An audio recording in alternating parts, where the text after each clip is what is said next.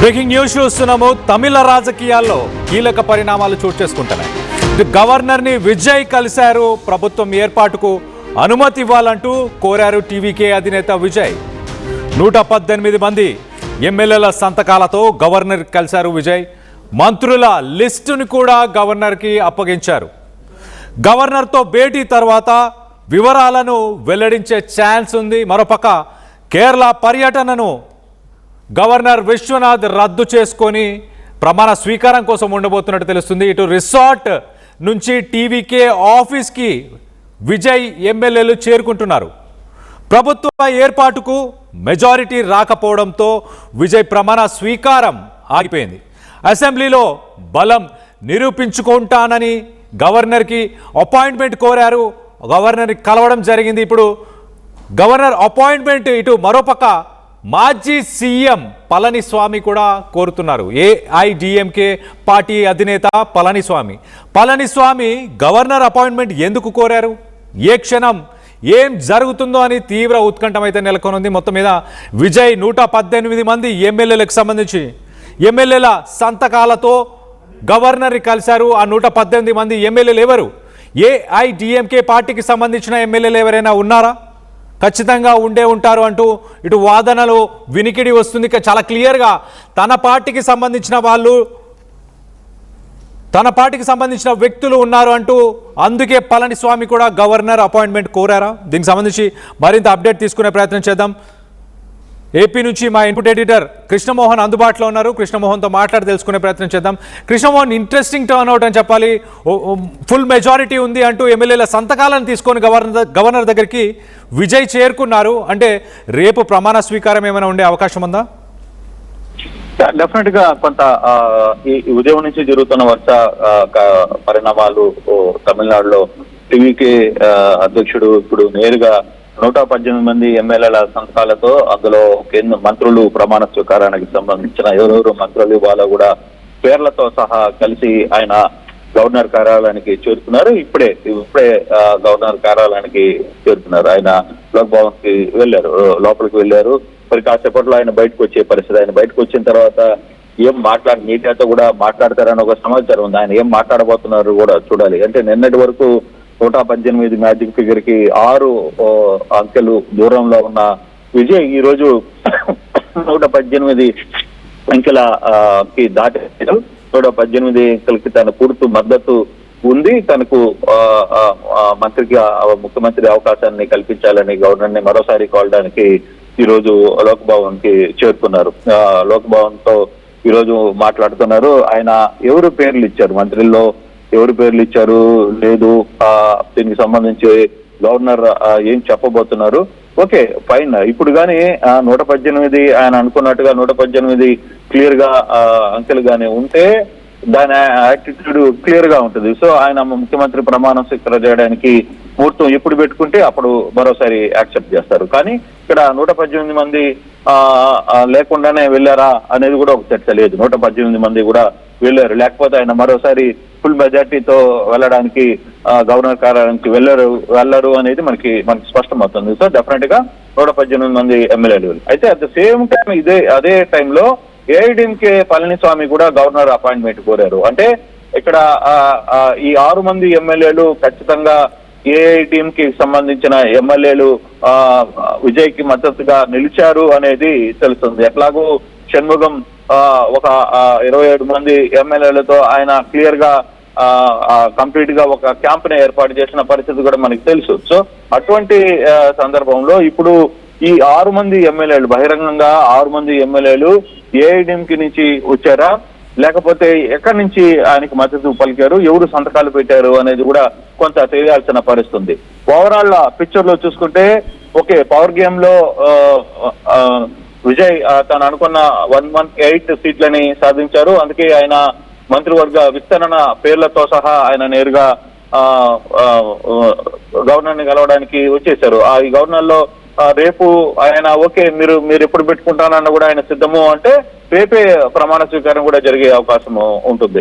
కాకపోతే ఈ రోజు ఇప్పటి వరకు జరుగుతున్న అంశాలు ఇప్పుడు ఏఐడిఎంకే అధినేత పళనిస్వామి గవర్నర్ అపాయింట్ కోరడం వెనకాల అంటే ఆకు గుర్తు మీద గెలిచి ఆ విజిల్ కి సపోర్ట్ చేయడానికి వీలు లేదు, మేము ఇక్కడ మా ఎమ్మెల్యేని వాళ్ళు కొనుక్కున్నారా, లేకపోతే తీసుకువెళ్ళిపోయారా, లేకపోతే కిడ్నాప్ చేశారా అని ఒక కంప్లైంట్ గవర్నర్ కి ఏమన్నా చేయబోతున్నారా అనేది కూడా మనం చూడాల్సిన పరిస్థితి ఉంది. కొంత ఇంట్రెస్టింగ్ గానే ఉంది. కానీ మ్యాజిక్ ఫిగర్ ఏదైతే 118 ఉందో, మ్యాజిక్ ఫిగర్ పూర్తిగా టీవీకే సాధించి టీవీకే తన బల నిరూపణకి గవర్నర్ దగ్గరికి వెళ్ళింది. ఆడ క్లియర్ గా చెప్పబోతుంది, మేము ఖచ్చితంగా మా బల నిరూపణ నా దగ్గర ఇంతమంది ఎమ్మెల్యేల సంతకాలతో కూడిన లెటర్ కూడా మీకు ఇస్తున్నాం కాబట్టి సో మా బలం సరిపోయింది, మీరు రేపు ప్రమాణ స్వీకారానికి రెడీ చేయండి అని చెప్పి చెప్పడానికి ఇక్కడికి వెళ్ళిన పరిస్థితి. సో అటువంటి సిచ్యువేషన్ లో ఇక్కడ ఉన్నప్పుడు ఫర్దర్ గా జరగబోయే అంశాలు ఏ విధంగా ఉండబోతున్నాయి అనేది కూడా చూడాల్సిన పరిస్థితి అయితే చాలా స్పష్టంగా కనపడుతుంది.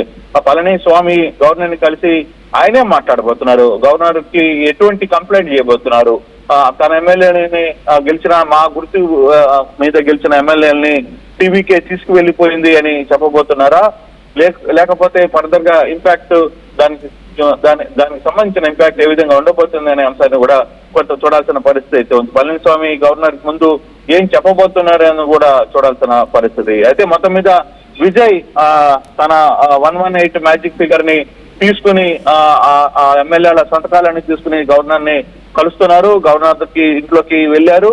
సో గవర్నర్ ఏం మాట్లాడారు అనేది ఇప్పుడు ప్రధాన అంశం, గవర్నర్ ఏమి చెప్పబోతున్నారు అనేది ప్రధాన అంశం. మొత్తం మీద విజయ్ లైన్ క్లియర్ అయిపోయింది అనేది చెప్పాలి. కాకపోతే ఫర్దర్ గా దీనికి సంబంధించిన వ్యవహారంలో పళనిస్వామికి సంబంధించిన ఏఐడిఎంకి ఎమ్మెల్యేలు ఎంతమంది వెళ్ళారు అనేది కౌంట్ రావట్లేదు. అది కానీ ఎంతమంది వెళ్ళారు, ఎంతమంది సంతకాలు పెట్టారు అనే దాని మీద పళనిస్వామి ఏదైనా యాక్షన్ కి దిగే పరిస్థితి ఉందా, పళనిస్వామి కోర్టుకి కావచ్చు ఆశ్రయించే పరిస్థితి ఉందా, ఇట్లాంటి అంశాలు కూడా కొంత స్పష్టంగా రావాల్సిన పరిస్థితి అయితే ఉంది. ముందు ఈ రోజు గవర్నర్ ని కలిశారు కాబట్టి గవర్నర్ ఏం చెప్తున్నారు అనేది ప్రధానమైన అంశం. విజయ్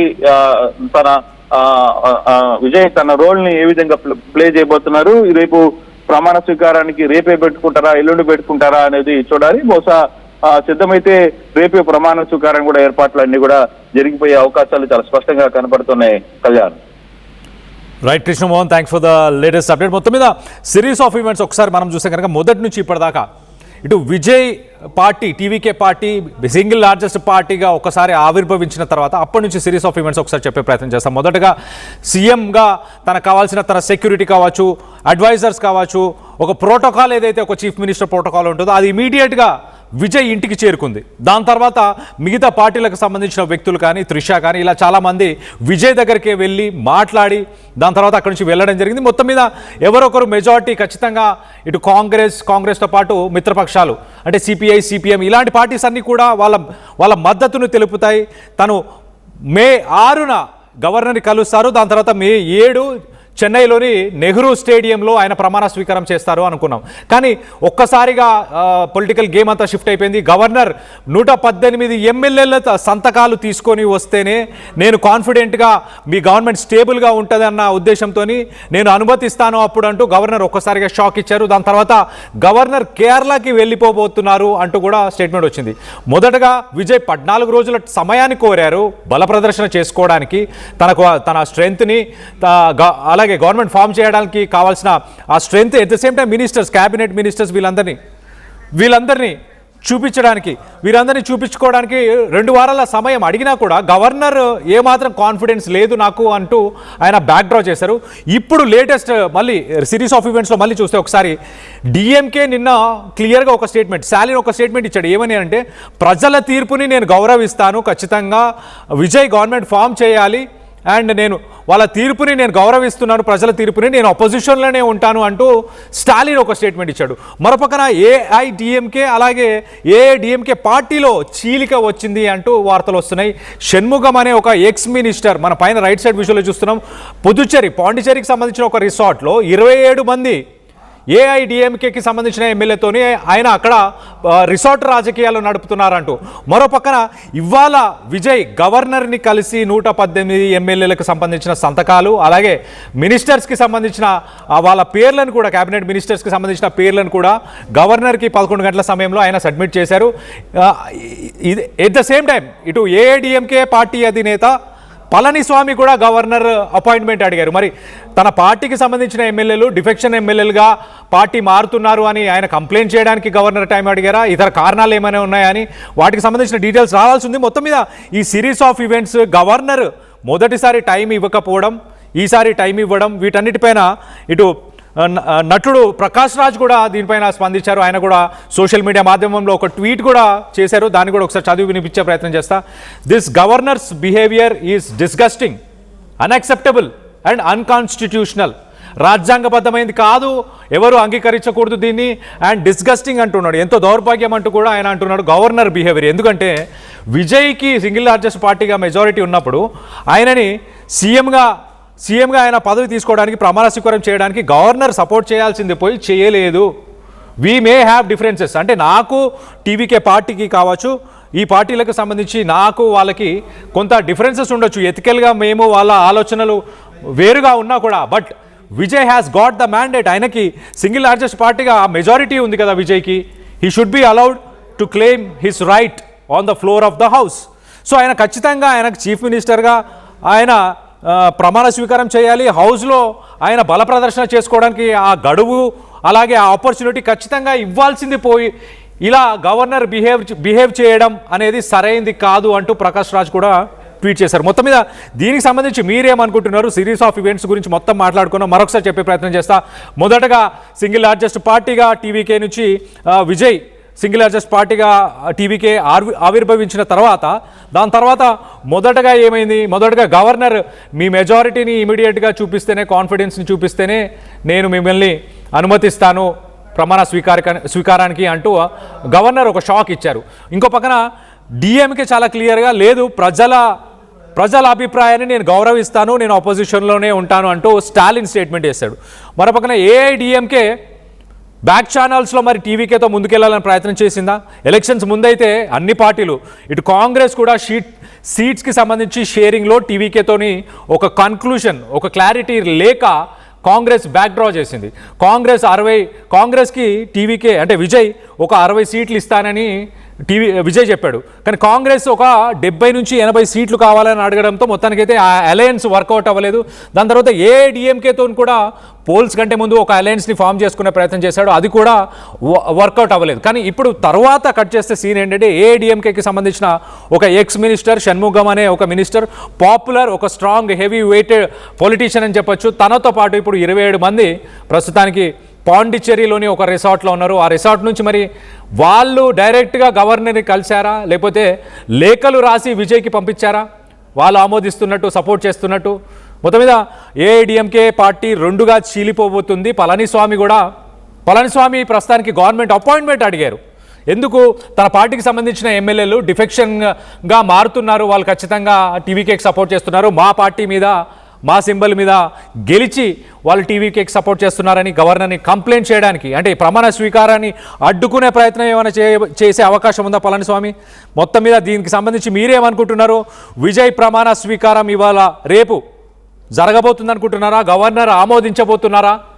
దీనిపై మీ అభిప్రాయాలు ఏంటనేది కింద కామెంట్ రూపంలో తెలియపరచండి.